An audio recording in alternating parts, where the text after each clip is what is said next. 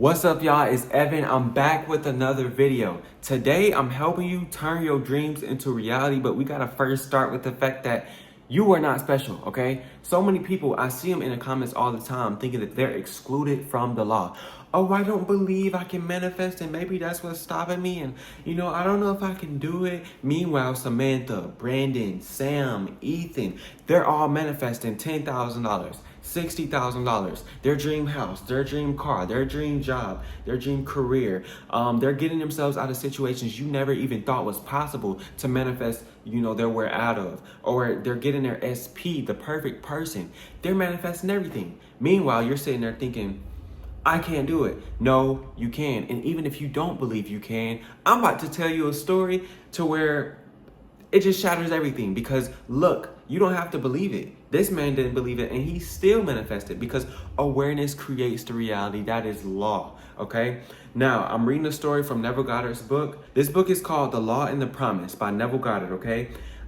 This is Elmer Owen Locker Jr.'s story. If you know Elmer Owen Locker Jr., this is his grandfather, if you know him on YouTube, okay? It's named after him. His YouTube page is named after him. But it says, as my story begins, at the age of 19, I was a mildly successful dancing teacher and continued in this static state for almost 5 years. 5 years, y'all. At the end of this time, I met a young lady who talked about attending your lectures. My thought upon hearing you say imagining creates reality was that the entire idea was ridiculous. However, I decided to accept your challenge and disprove your thesis.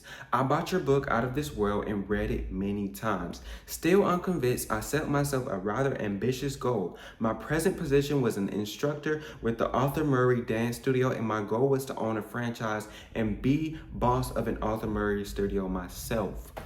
So he set this super ambitious goal, and guess what? Bro didn't even believe that imagining would create his reality. He had no clue. This seemed the most unlikely thing in the world, as franchises were extremely difficult to secure. But on top of this fact, I was completely without the necessary funds to begin such an operation. Nevertheless, I assumed the feeling of my wish fulfilled, as night after night in my imagination, I went to sleep managing my own studio. 3 weeks later, a friend called me from Reno, Nevada. He had a Murray studio there and said it was too much for him to cope with alone. He offered me a partnership. I was delighted, so delighted in fact that I hastened to Reno on borrowed money and promptly forgot all about you and your story of imagination. So this man manifested a partnership for an Arthur Murray Dance Studio. Little did he know it was just preparing him for actually owning some. I'm about to get into more of the story right now. So my partner and I worked hard and were very successful, but after a year, I was still not satisfied. I wanted more. I began thinking of ways and means to get another studio. All my efforts failed. One night, as I retired, I was restless and decided to read. As I looked through my collection of books, I noticed your slender volume, Out of This World. I thought of the silly nonsense I had gone through 1 year before, one year ago, before getting my own studio. Getting my own studio. The words in my mind electrified me. I reread the book that night, and later in my imagination, I heard my superior praise the good job we had done in Reno and suggest we acquire a second studio, as he had a second location ready for us. If we desired to expand, I reenacted this imaginal scene nightly without fail. 3 weeks from the first night of my imaginal drama, it materialized. Almost word for word, my partner accepted the new studio in Bakersfield, and I had the Reno studio alone. Now I was convinced of the truth of your teaching, and never again will I forget. So this man imagined himself getting his own studio. He went into managing one with a partner, and then he was able to get his own because he imagined again. Like, at a certain point, you can tell in the story when this man was just acting on his own and not using his awareness to help him create his reality. And you see he was unsatisfied for a period of time. And he was trying to go get his own studio and it wasn't working out. But the second he imagined himself having his own studio, like for real, not just with a partner, it happened. Crazy. But it doesn't even end there. He said, now I wanted to share this wonderful knowledge of imaginal power with my staff. I tried to tell them of the marvels they could accomplish, but I was unable to reach many. Although one fantastic incident resulted from the efforts to tell this story. A young teacher told me he believed my story, but said it would have probably happened anyway in time. He insisted the entire theory was nonsense, but stated that if I could tell him something of an incredible nature that would actually happen and which he could witness, then he would believe. I accepted his challenge and conceived a truly fantastic test. Okay, so this just kind of goes to show, like, when you're trying to tell people that they can manifest their reality, sometimes if their mind, their state of being is completely in another like area, like, you can't speak to people in different, like, you can't get, I don't know how to describe it. Like, if they're in a lower state of consciousness and you're trying to come to them from a higher point, sometimes they don't understand what you're saying. Sometimes they don't understand that, hey, I'm going through so much. Like, I can start imagining and start shifting things around in my reality instead of struggling, just like how Elmer Owen Locker Jr. was when he was trying to go and get his own studio before imagining. So sometimes, they don't see that though, because they're on a different level of consciousness. Their awareness is completely blocking it out.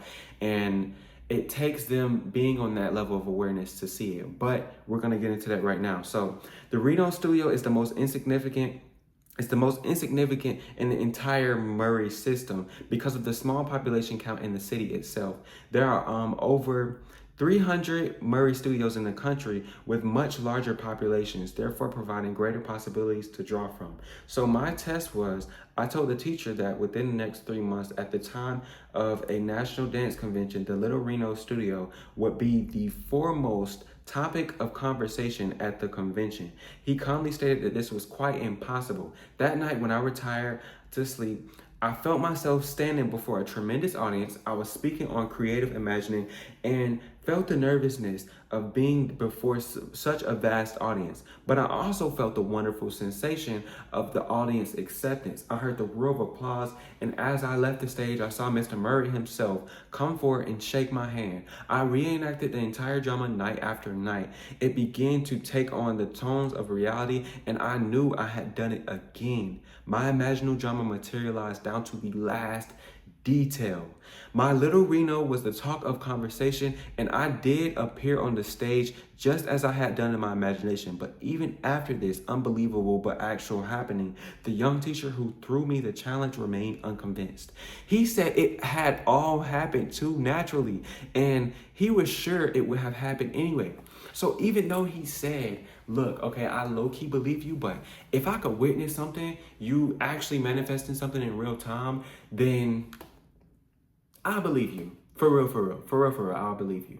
And even then, he still didn't believe him. But that's what I'm telling you. His awareness is in a completely different place. He isn't capable of seeing that this is possible. So, for him, manifesting is probably not going to be the same because of his belief. But not only that, he doesn't see the world how Elmer sees the world, because the lens of his glasses doesn't allow him to see that. Elmer's wearing rose-colored glasses and the other dude is wearing shades, so he can't even see how everything came about from a metaphysical standpoint. But yes, this just shows you how possible it is to get what you want, and even more. You do not have to limit yourself, and no matter what you think, if you think something isn't possible for you, it doesn't matter, because you can create it regardless. You just have to, every single time you go to sleep at night, imagine yourself having every single thing that you want and more, okay? Because that imagining will create your reality. That awareness of you having what you want is going to help you create your reality. It's going to lay the foundation for everything. You saw how when he tried to move on his own, it wasn't working.